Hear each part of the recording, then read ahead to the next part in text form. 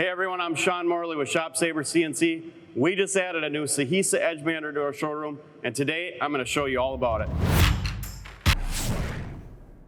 As many of you know, I own and operate a cabinet shop. We added a Cehisa Edgebander to our building about 2 years ago, and boy has it added a lot of benefits to what we can provide. Now, let me take you around to the back of this machine. We'll open it up and I'll show you what's inside. All right, here we are at the back of the machine. You know, one of the big advantages on this Edgebander is it does have pre-mill. It's got diamond tooling in there.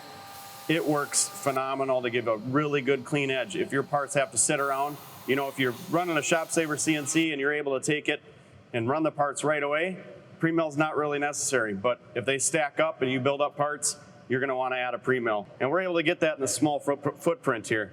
From there, we move on to the glue pot, the rollers, the pressure roller to put it on. And then over here on the other side, we've got the end trims. It's gonna come in, it's got 2 different trimmers, 2 different blades. From there, we go to the top and bottom trim and on to scrapers. This gives just a really nice clean finish, nothing you gotta touch at the end, and then we've also got the buffing unit.